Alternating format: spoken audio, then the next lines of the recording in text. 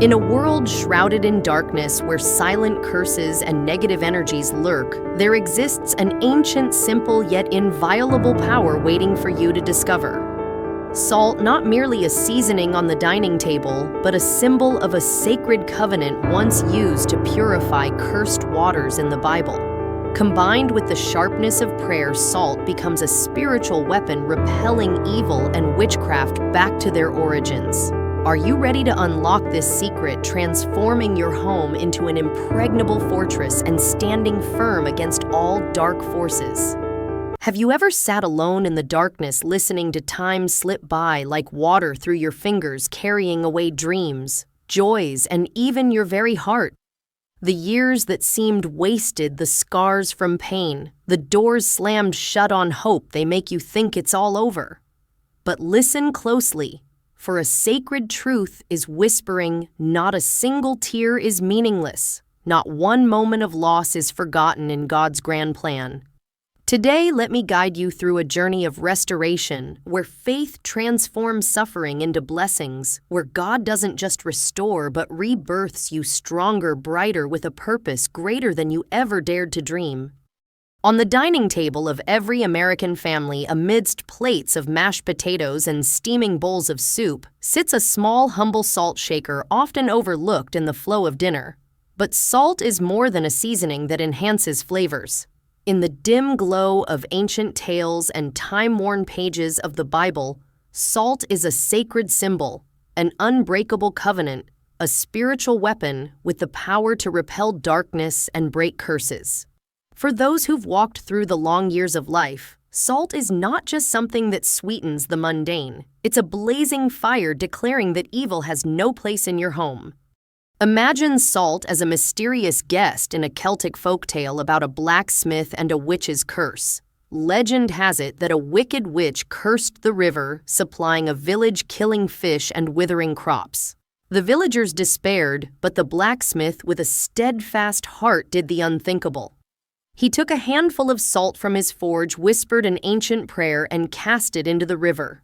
The water bubbled, light shimmered, and the curse dissolved like mist before dawn. Though steeped in mystique, this story echoes a truth recorded in the Bible: salt, when touched by faith, becomes an instrument of miracles. In Leviticus 2:13, God did not ask for sweet sugar or honey for offerings to him. He chose salt, the salt of the covenant, enduring incorruptible, to seal the sacred promise between him and his people. Salt symbolizes loyalty and unbreakable commitment. It stands firm against the ravages of time, says no to decay, and preserves what is precious from violation.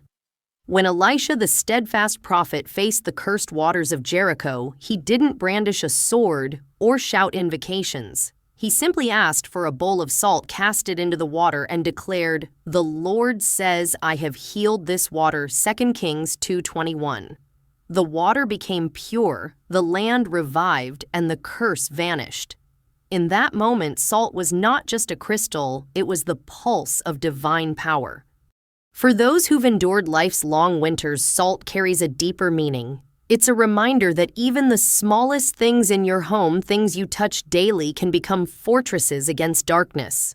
When the cold winds of envy, malicious whispers, or negative energies try to infiltrate your family, salt becomes a shield.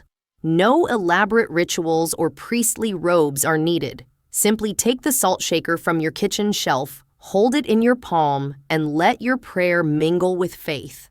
In that moment, salt ceases to be a seasoning and becomes a symbol of the covenant you've made with God, a covenant that this house, this family, this soul belongs to the light. This act is not magic nor superstition. It's a declaration of war against darkness, akin to the woman in the Bible who with fierce faith touched Jesus' cloak and was healed. Mark 5:25-34. When you sprinkle salt around your doorframe, place it under your children's pillows, or whisper prayers over its grains, you're drawing an invisible boundary. You're telling every dark force they cannot cross your threshold. Jesus called you the salt of the earth, Matthew 5:13, not sweet sugar or fleeting flour. Salt carries weight, stands firm against evil's encroachment, and declares that corruption has no place in the space you guard. Salt holds another secret. It's a bridge to the eternal. In ancient tales, salt often appears as an antidote to destruction. In some Norse legends, it was believed to ward off evil spirits, protecting homes from nocturnal curses. Though steeped in myth, these stories reflect a spiritual truth. Salt, when used with sacred intent, becomes a light that dispels darkness. When you hold salt in your hand, you're not just holding a substance. You're grasping a promise that God is with you, that He's given you the power to protect what matters most. In the context of America, where peaceful suburban homes can conceal invisible battles from family tensions to nameless fears, salt becomes a silent ally. It doesn't demand you be a scripture scholar or a mystic. It only asks that you believe the small, familiar things can carry divine power. As you stand in your kitchen amid the ticking of the clock and the aroma of morning coffee, let salt remind you of your role. You are the keeper of the covenant, a spiritual warrior, a light that never fades. As this journey continues, you'll discover how oil, another humble item, becomes a symbol of anointing and healing. But first, let salt seep into your soul. It's not just a crystal on the dining table. It's a declaration that your home, your family, and your faith are inviolable. In every tiny grain of salt lies a story of covenant power and light that always triumphs over darkness. In kitchens fragrant with freshly baked cookies or quiet afternoons on the porch, oil, that golden liquid in a glass bottle, is always quietly present. It's a companion to quintessentially American meals, from crispy fried chicken to richly dressed salads. But oil is more than a culinary ingredient. In the shimmering light of folktales and deep-seated faith, oil is a mark of healing, a defiance against darkness, a pulse of spiritual power. For those who've walked through life's long autumns, oil is not just something that softens bread. It's a torch illuminating wounds of the heart and erecting a protective wall against invisible forces. Imagine oil as a dewdrop in an ancient Cherokee legend about an elderly woman living by a stream. The villagers called her the Keeper of the Flame, for she possessed a special bottle of oil drawn from a sacred tree atop a mountain. When darkness enveloped the village, not ordinary night, but a darkness carrying fear and sickness, she did not tremble. She took her oil, anointed the door frames, whispered prayers, and light suddenly arose, banishing all toxic energies. In that story, oil was not just a liquid. It was a bridge to the sacred, a sign that the village was marked for protection. This belief isn't confined to myth. For centuries, oil has carried meaning far beyond its everyday use. It appeared in rural communities' healing rituals, where grandmothers took olive oil, prayed over it, and anointed the sick's foreheads to drive away fevers. Oil became a symbol of anointing, of the sacred moment when you invite light into your space. It requires no elaborate ceremonies or profound knowledge. Just a drop of oil in your palm, blended with heartfelt prayer, and you've drawn an invisible boundary, declaring that this house, this soul, does not belong to darkness. Oil holds special power for those who've traveled life's rugged paths. In middle or old age, you may be familiar with scars, not just physical, but emotional. These are the sleepless nights worrying about health, the heavy days when hurtful words from loved ones echo, or the moments of loneliness amid a vibrant autumn festival. In those times, oil becomes a gentle balm. When you anoint your doorstep, place it on your grandchild's forehead, or let it glide over your weary hands, you're not just performing an act. You're sending a message to every force sowing unrest: this space is marked, shielded, healed. This act is not superstition or magic. It's an affirmation of faith, a way to stand firm like ancient oaks in a winter storm, proclaiming that light will always prevail. In the Old West, hunters anointed their weapons with oil, not just to preserve them, but as a prayer for a safe journey. That spirit lives on today. When you hold a bottle of oil in your kitchen amid the familiar twang of a country song on the radio or the scent of wood smoke from the fireplace, You're continuing an ancient tradition, turning the mundane into a spiritual weapon. You don't need to be a mystic or scholar. You only need to believe that a drop of oil touched by prayer can shake invisible forces. Oil carries another power: it heals, not just the body, but the deep wounds of the soul. When the pain of loss weighs heavy, perhaps the shadow of a departed spouse or a dream that never materialized, oil becomes a silent friend. Anoint a drop on your wrist, let its warmth spread, and let your prayer rise like smoke from a campfire. In that moment, you transform your living room into a sanctuary where light seeps into the darkest corners. Oil doesn't promise to erase all pain, but it reminds you that you're not alone, that a greater power walks with you. In everyday moments, from weekend barbecues to winter evenings by the fireplace, oil is a reminder that you are the keeper of a sacred flame. You don't just protect your home from cold winds or storms, you shield it from invisible forces, silent curses, and energies that seek to dim your soul's light. When you use oil, you're not just applying a liquid, you're writing a story of resilience, faith, and the power of small things.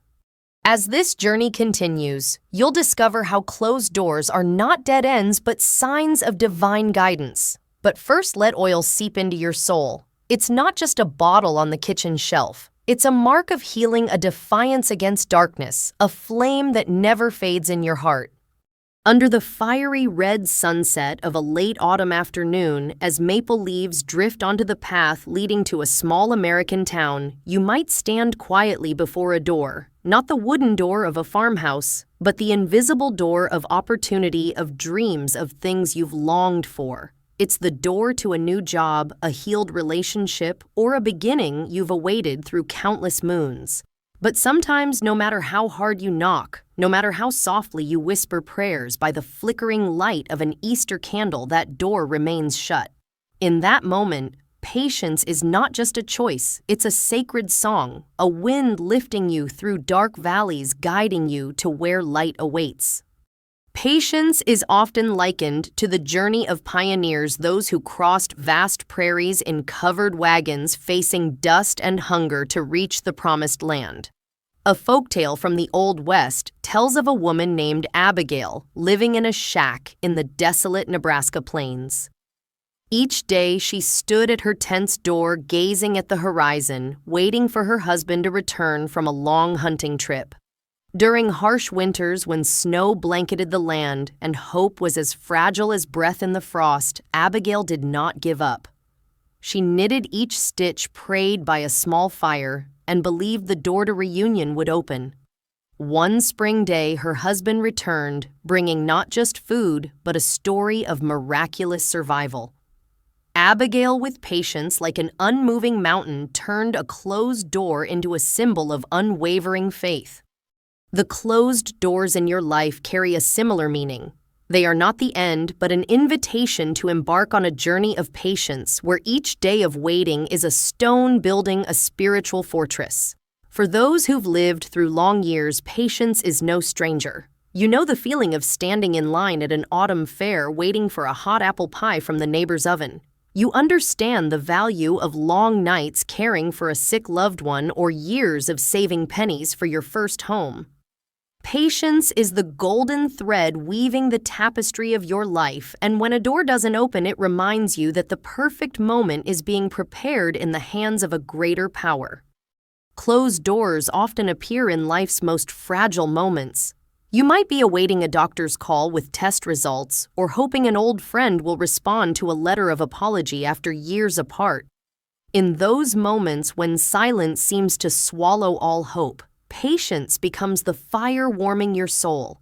It doesn't ask you to abandon your dreams, but invites you to trust that each closed door is a sign of divine guidance. Some doors, though glittering like Christmas lights in the town square, lead to paths not meant for you. They may hide traps, a draining job, a harmful relationship that only a higher power can see. Patience in this context is not passivity. It's a courageous act. A decision to stand firm like a red maple in winter, trusting that spring will come. Images of patience are tied to meaningful everyday moments, the farmer awaiting the harvest after heavy rain or the angler by Lake Michigan patiently casting bait despite the still water. These images reflect a spiritual truth. When you wait with faith, you're not just standing still, you're sowing seeds for unseen blessings. Every prayer you whisper, every moment you choose not to give up is a beat in the song of divine guidance. Think of patience as sitting by a fireplace on a winter night, listening to the crackling logs and trusting that dawn will come. It doesn't banish the cold, but it keeps the fire within you alive. When a door remains shut, don't let frustration cloud your vision. Instead, let patience paint a new picture, a future where every detour leads you to where you belong. That door, though silent, now awaits its moment. And when it opens, you'll step through not with exhaustion, but with a heart full of light, knowing each day of waiting made you stronger. In everyday moments, from driving through endless cornfields to weekend evenings watching baseball on TV, patience reminds you that you're the author of your story. You're not just the one knocking, but the one chosen to wait with faith, turning silence into a melody of hope. As this journey continues, you'll discover how periods of hiding and delay are not punishments, but forges for miracles. But first, let patience seep into your soul. A closed door is not a rejection. It's a promise that light awaits on the other side. Under the silver moonlight glimmering on a field of swaying wheat, or in the quiet stillness of a Sunday morning, when church bells echo through small-town streets, you can feel the profound silence of life. These are the days when prayers seem to dissolve into the air, when your dreams are shrouded in darkness, and when faith in God, the flame that once blazed in your heart, seems reduced to a flickering spark. In those hidden seasons when every door seems closed and light feels distant, you are not abandoned. You are being forged in a sacred furnace where your faith is sharpened, your soul is prepared, and your story is written by the hand of the Almighty. Imagine hiding as a folktale from Appalachia about a weaver living in a remote valley. The villagers called him the Waiting One, for he spent his life weaving a tapestry no one had ever seen. Each night, by the light of an oil lamp, he meticulously wove each thread, though no one knew what the tapestry would be. During years of drought and famine, villagers mocked him for not abandoning his loom to search for food. But the Waiting One did not waver. He whispered prayers. Trusting each thread was part of a masterpiece only divine light could reveal. One day when he finished the tapestry, light from the heavens shone down, and the villagers marveled at its beauty, a story of faith woven from long-hidden nights. This tale echoes a truth. Hiding is not punishment, but a forge where your faith is tempered. The hidden seasons of your life carry a similar purpose. These are the years when you toil without recognition, when you pray for health or restoration, but receive only silence, when you feel buried under the cold earth of trials. But in that silence, God is not distant. He is shielding you like a farmer protecting a seed under winter's soil, readying it to sprout in spring. Faith in God, the belief that He is writing your story even when you can't see the pen, is the flame keeping you steadfast. It reminds you that every hidden moment is a beat in a grand plan where you're prepared for blessings only He can give. For those who've walked through life's long seasons, hiding is no stranger. You know the feeling of waiting through cold winter nights when Christmas lights flicker outside, but your heart is heavy. You understand the value of long days caring for a loved one, or quiet afternoons on the porch listening to birdsong and trusting tomorrow will be brighter. In those moments, faith in God becomes your compass. It doesn't promise instant solutions, but it gives you the strength to stand firm, to believe that hiding is the forge where your soul is honed, where your scars become marks of resilience. Hiding is not a place to shrink, but to grow. It's like how a pearl forms in the darkness of an oyster through layers of pain and time. Your faith tested in silence doesn't fade, it grows brighter. When you pray by candlelight, clutch an old hymnal in church, or stand in a wheat field whispering to God, you're weaving your own tapestry. Every prayer, every moment you choose to trust is a golden thread in the masterpiece God is crafting. Think of hiding as sitting in a small-town theater waiting for the red velvet curtain to rise. You don't see what's happening backstage, actors preparing, props being arranged, but you trust the play will begin on time. Faith in God is the same. He is the great director, and hiding is the backstage where He prepares you for a grander stage. While you wait, you're not just a spectator. You're the protagonist forged to step into the light with a heart full of strength. In everyday moments, from morning drives through foggy country roads to weekend evenings baking cookies, hiding reminds you that you're not forgotten. You are a pearl in God's hand, a tapestry in His loom. Your faith, though sometimes a faint spark, is a flame that never dies. As this journey closes, you've seen how salt, oil, and patience become sacred tools. But above all, hiding is a promise that God is working, that your light will shine, and that your story written in faith will end in glory. On a misty country road where streetlights flicker like lost stars, you've paused, gazing at the sky, waiting for a sign, a response to an unfinished dream, a glimmer for the foggy path ahead. But sometimes only the wind answers, carrying delay like a mysterious melody stirring your heart between hope and doubt. The years of waiting for a career breakthrough, a healed relationship, or an answered prayer can feel like sitting by a river watching the water flow without seeing its destination. But that delay is not rejection. It's God's gentle whisper, an invisible shield protecting you from unready paths, guiding you to the moment when His light will blaze forth. Imagine delay as a folktale from the Mississippi Delta about a fisherman named Amos, known for eyes bright as torches. Each dawn he went to the river, casting his net, waiting for the big catch he believed would change his family's fate. But day after day, the net brought only small fish or nothing at all. Villagers mocked him, calling him the dreamer by the river. Yet Amos didn't give up. By his campfire, he whispered prayers, trusting the river held a greater gift. One morning after a fierce storm, he pulled up his net and gasped. Not only was it full of fish, but it held a wooden chest of gold coins enough to save the village from poverty. Delay in that story was not a curse. It was the rhythm of faith, God's way of preparing Amos for a destined moment. The delays in your life follow a similar rhythm. When you stand before unfulfilled dreams, when prayers seem suspended in the sky, God isn't turning away.